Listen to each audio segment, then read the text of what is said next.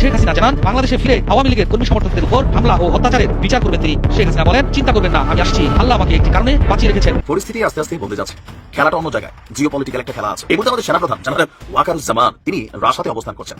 আর জানেন সেখানে কি কি বিষয় নিয়ে আলোচনা হচ্ছে? অনেক কিছু নিয়ে আলোচনা হচ্ছে। আমেরিকার পর এখন ভারত সাথে সাথে আমাদের বাংলাদেশের উদ্দেশ্যে নিষেধাজ্ঞা দিয়েছে। ভারত আমাদের বাংলাদেশের জন্য সমস্ত কিছু বন্ধ করে দিয়েছে। ভারত থেকে কোনো পণ্য, ভারত থেকে একটা আপনার কি বলে একটা চুলের সুতা পর্যন্ত থাকবে না। প্রিয় দর্শক, এইমাত্র সর্বশেষ গরম বাংলা সংবাদ। এবার প্রকাশ্যে ডক্টর মোহাম্মদ ইউনূসকে কঠিন হুঁশিয়ারি দিলেন সাধারণ জনতা। তিনি আরো বললেন, কাল থেকে আওয়ামী লীগের অ্যাকশন শুরু। তো আজকের ভিডিওটি খুব গুরুত্বপূর্ণ হতে চলেছে, না টেনে স্ক্রিনের মাধ্যমে পরিপূর্ণভাবে দেখে আসি। তো প্রিয় দর্শক, ভিডিওটি ভালো লাগলে একটা লাইক করবেন আর কমেন্ট করে মতামত জানাতে ভুলবেন না। বাংলাদেশ আওয়ামী লীগ শেখ হাসিনা যে 16 বছর রাষ্ট্র পরিচালনা করছে, উনি শুধু পালিয়ে গেছে মানে এই একটা কথাই।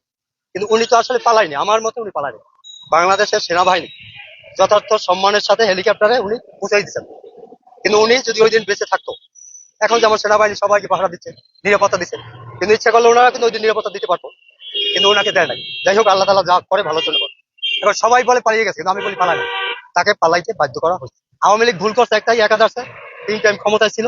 সবচেয়ে ভালো ছিল এটাই, নির্দলীয় নিরপেক্ষ তত্ত্বাবধায়ক সরকারের অধীনে 5 বছর পর পর যদি নির্বাচন দিত, তাহলে সবচেয়ে ভালো হতো। আমি যেহেতু আওয়ামী লীগ করি জন্মের পর থেকে, আমার ভালো লাগে করি। আমি দিন মজদুর একজন মানুষ, সাধারণ খেটে খাই। এই যে বাংলাদেশে আজকে নির্বাচন দিচ্ছি, এই সেই মেন্টাল ভাড়া। এখন প্রশ্ন হচ্ছে এটা যে আওয়ামী লীগ সরকারের নিবন্ধন বাতিল করবে। আরে বাংলাদেশের সর্ববৃহৎ রাজনৈতিক সংগঠন আওয়ামী লীগ, যার জন্ম 1949 সনে 23শে জুন। এই আওয়ামী লীগকে বাদ দিতে যারা চায়, তাদের অতীত ইতিহাস তারা তো জানে না, জানলেও সেটা বলে না। আমি মনে করি বাংলাদেশ আওয়ামী লীগ সর্ববৃহৎ একটা রাজনৈতিক সংগঠন, এটাকে বাদ দিয়ে কখন নির্বাচন হলে সেটা ভালো হবে না।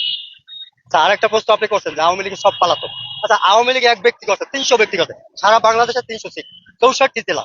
এই 64 জেলার ভিতরে 300 জন এমপি মন্ত্রী আকাম করছে।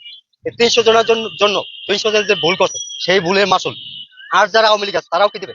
যারা আকাম কুকাম করছে, আমি মনে করি আওয়ামী লীগ এদেশের মধ্যে কাজও করছে, টাকাও কামাইছে, দুইটা করছে। এই যে আজকে বড় বড় metro rail, Padma bridge, elevated express, এই বড় বড় বিল্ডিং, কাজ কাম, রাস্তাঘাট, বিদ্যুৎ, সারা বাংলাদেশটা একটা পরিবর্তন করছে। হ্যাঁ, আওয়ামী লীগ দুর্নীতি করছে, পালাইছে, ঠিক আছে। কিন্তু আমি মনে করি বাংলাদেশ আওয়ামী লীগ এমন একটা দল, এই দলকে নিশ্চিহ্ন করার মতো বা কোনো ক্ষমতা কারো নাই। এই দল আজকে হোক কালকে হোক বাংলার মাটিতে একদিন আবার প্রতিষ্ঠিত হবে। কিন্তু এর আগে এই যে নির্বাচন জয় বাংলা স্লোগান দিলেই গ্রেপ্তার করা হয়। জাতীয় সঙ্গীত বাদ করবো, প্রথম করতে পারে নাই। জয় বাংলা বাদ করবো, করতে পারে নাই। পরে শুনে আওয়ামী লীগ দল বাদ করবো, কোনোটাই এরা শুধু বলে, কিন্তু এরা আসলে কি করতে পারবে কিনা আমার তো মনে হয় না। এখন প্রশ্ন হলো, শেখ হাসিনা পালাইছে, 300 এমপি আকাম কুকাম করছে, এদের আইনের কাছে সোপর্দ করে গ্রেপ্তার করে আইনের মাধ্যমে যেটা বিচার সেটা হওয়া উচিত। কিন্তু আওয়ামী লীগ যারা আকাম করছে তাদের বিচার আমিও চাই, কারণ আওয়ামী লীগ ভালো লাগে, ভালোবাসে।